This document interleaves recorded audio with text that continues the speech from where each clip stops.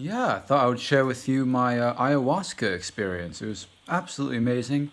Had it last year, totally spontaneous, and it felt like God arranged it all. It happened so spontaneously, unexpectedly. And these things, these experiences will fall into your lap as well. No need to try or force anything, just allow it, and then it will just happen. So, by the grace of God, I was led to this sacred ayahuasca spontaneous initiation, and incredible, yeah. So, I smoked it, didn't ingest it, I smoked it, and obviously I went out of the body. I had this sort of body shedding experience, basically. And I realized that who I am, who I really am, I am not really confined to this body. I am not this body. I am consciousness. I am spirit. I am eternal. I am everywhere. And the body is just a temporary fixture. It's just a temporary fixture. And ultimately an illusion. That which not is. That which is not. Yeah. So, so it was a real eye-opener. Went sort of beyond the body. So, and then I went into the higher realms, to the heavenly planets. Everyone's experience is different. Some are positive, some are not so positive. Mine was very positive.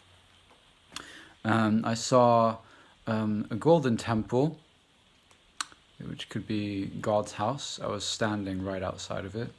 It was like all spiritualized forms, like everything was made of light.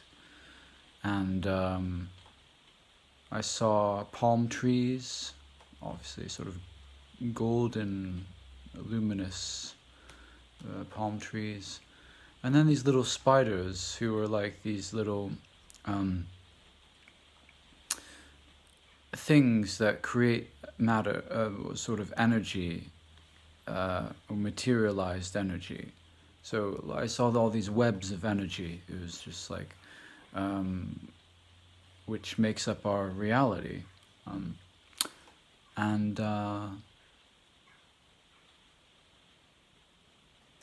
yeah. So, and then I saw this eye, like sort of watching, sort of neutrally, like benignly, like saying, like is basically saying that God sees everything. Nothing goes unnoticed, basically. So it's not like an oppressive, you are being watched sort of thing. It's more like, don't worry, I see what's happening, basically. It was sort of almost like an Eye of Horus or Eye of Ra, but it felt benign, just sort of like, don't worry, I got my eye on you, it's fine, all shall be well. And then finally, before I came back to, because basically I was out, basically, not unconscious, but like still conscious and stuff like that. And yeah, and so I saw ultimately this pulsating heart-shaped heart, basically. It was made of light. It was like pulsing, made of light. And the message I got is like, it doesn't matter what happens down there in the material realm, down there in Maya. Everything up here is love and light. So everything you're experiencing, with all the contrast and the suffering, that's just an experience. You're just experiencing. It's only an experience. So once you sort of disentangle from the emotional reactions and the drama, you realize whatever happens that is not the original state of love and light, you're just having an experience, and that's it. So I was like, oh, okay. And so I came to, and I told my friends what I saw, and they're like, yeah, wow, this is amazing. And for a few days afterward, I was actually a bit sort of angry and frustrated, because what I realized was that the reality that I was told was real is actually a complete illusion. And so obviously you're going to get a bit angry when you realize you've been lied to your whole life. And you realize that all of this sort of matter originated from spirit anyway. So matter comes from spirit. And this is the veil of Maya. This is the illusion. And we're experiencing this now in a sort of inflamed culmination in the world today with all the separation and duality and protests and riots. This is like the absurd dance of duality, playing out and until it like realizes that, we are we are all one in consciousness. Consciousness will always want to unite with itself, even if that means a clash of egos. That's still a very ingenious way of consciousness uniting with itself. So, yeah, there you go. A few acquaintances of mine have expressed their desire to, go to Peru or wherever in South America and get a guru and have a proper ayahuasca ceremony and pay thousands and thousands of dollars and pounds. But actually, this is trying, this is forcing. And for me, my experience was completely spontaneous and unexpected, and it happened by the grace of God.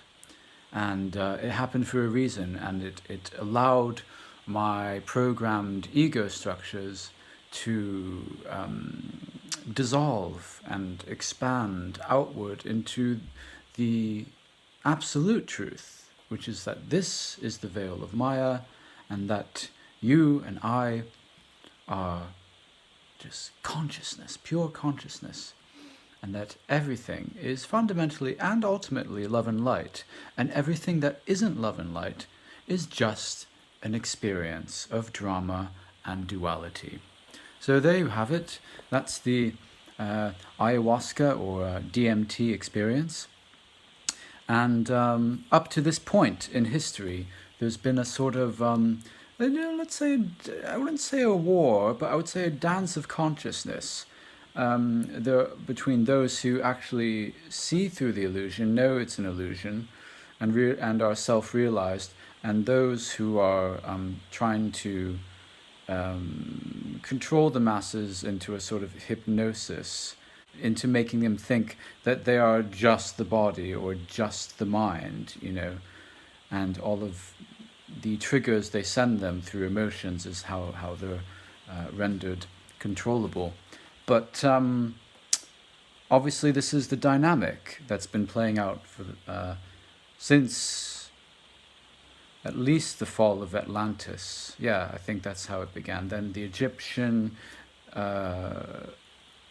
paradigm, but now all those pyramid structures are now crumbling, which is great, and everything's becoming all as reality is, fluid and non-linear, and you are a powerful creator, and once you realize who you really are, it's quite beautiful. You attain true freedom. So each individual experience is completely different, you could say, according to where you are in life. I was just sharing my personal experience with it. It was immensely positive. And obviously I was guided by a friend of mine who I trusted. And so make sure you do it in an environment where you feel safe and supported, basically, because it is sacred. It's not to be done like recreationally, but as like a sacred ceremony. Like, it's a life event. It's a tool through which you can find your true self. I wasn't looking for the experience. It just came to me quite seamlessly through what you could call divine will, you could say. It's not like I was actively seeking for it. But as the saying goes, what you're looking for is really looking for you, and it will find you.